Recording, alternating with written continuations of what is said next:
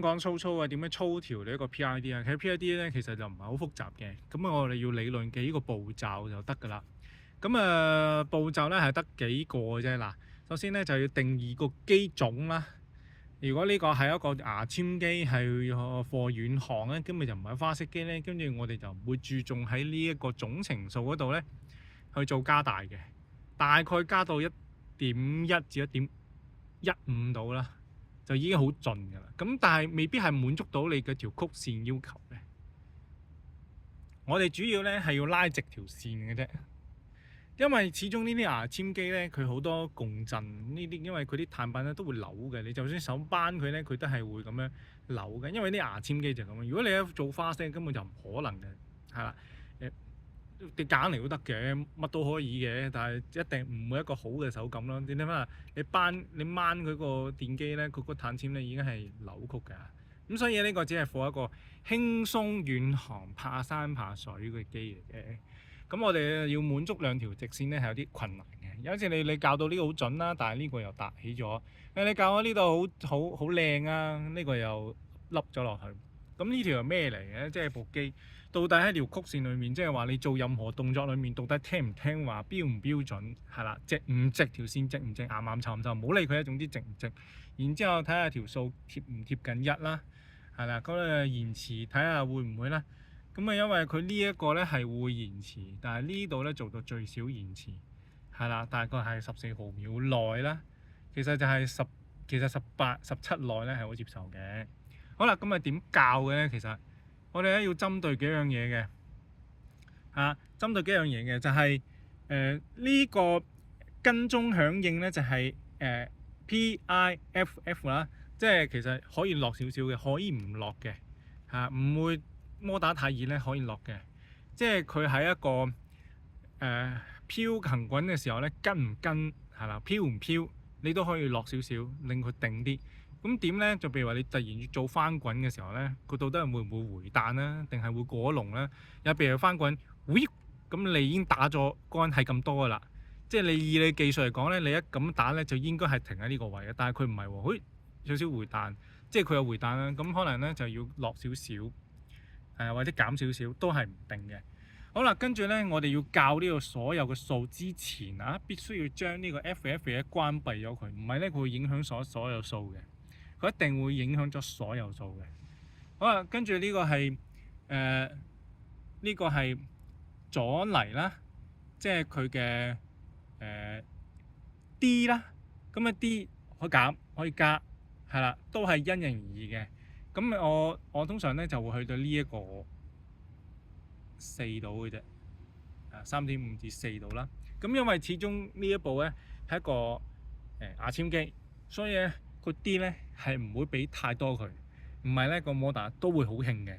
咁 I 都係唔會俾太多，通常會減多啲嘅。好啦，咁至於呢個機咧就係好奇怪嘅，佢係就始終兩葉掌啦，所以呢兩樣 D 同呢個 P 同埋 I 咧增益咧都會調整嘅。你唔調整嘅話，呢條線咧係唔會直嘅，呢條線咧係拉唔直嘅，好奇怪嘅，所以你都係要針對。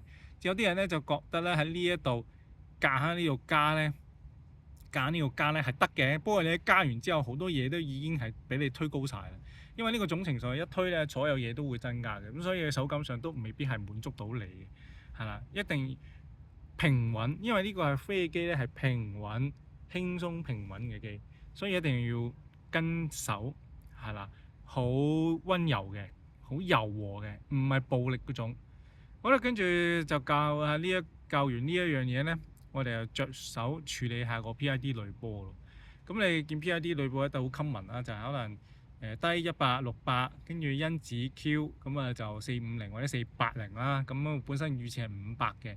咁濾波嘅數即係個節槽，即係個濾波要做幾多浸，你當係咁做2啦。咁其實係3嘅，咁一般2或者1啦。2就會延遲多啲嘅，但係唔大影響。咁好啦，呢個 D 通濾波咧，通常就係我會熄咗佢嘅。熄咗佢咧，會睇下呢一條數嘅，即係有啲人咧就講乜咁不過都係睇數字，睇下未過濾之前嘅 PID 啦。未過濾之前就係咁岩沉嘅。咁因為呢一低通嘅濾波咧，我哋主要喺低位嗰度，因為呢低位有噪音太大咧，就會轉化成為摩打嘅熱能。如果呢度太多嘅話，呢度好多岩岩層層，呢個位好多嘅話，呢即係摩打會好熱嘅，話俾你知。係啦，無論加定減咧，個摩打都好熱嘅。你加咗濾波之後咧，你部機就好延遲嘅。咁呢個咩嚟嘅？呢個就係摩打嘅噪音。摩打噪音咧唔會返翻去再翻翻嚟嘅。嗱，如果摩打噪音過濾得唔好咧，去咗呢一度咧，好似咁嘅尖峰，如果再多啲咧，就會轉化成為摩打嘅熱能同噪音。咁啊好啦，咁啊我過濾咗之後啦，呢個就係可以咁啦，呢個淨係摩打嘅表現啦。摩打就係咁樣嘅啦。每個牌子嘅摩打都會唔同嘅，會好靚啦，有啲會好靚啦，有啲好嘈啦。咁啊呢個亞馬遜嘅摩打就好嘈嘅，就係大概咁樣啦。咁啊但係都唔係問題嘅。好啦，跟住過濾咗之後咧就會係咁啦。好，平靜咗，咁啊都有少少嘅。咁啊少少咧就喺呢少少嗱呢個少少係少少呢度都有少少，呢個我就做咗啲手腳啦。咁跟住就會喺呢度手動將下面呢行咧關閉咗佢，用手動大概就可能75至到180啦，我就將佢收窄，就大概係68至到去150，即係太多工作量多，有啲嘢無謂嘅做多咗就係咁解啦。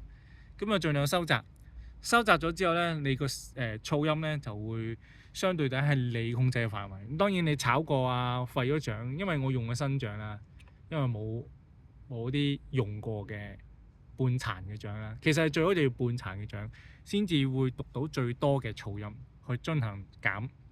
太靚嘅掌咧，即係太好嘅太靚嘅車咧，對一個車手嚟講係未必一個好事，即係咁解啊。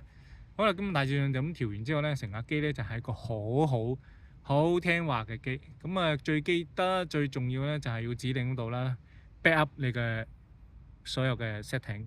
如果唔係咧，部機炸咗或者丟失咧，就乜數據都冇晒啦。係啦，咁呢個就係 PID 調完之後就係咁樣嘅。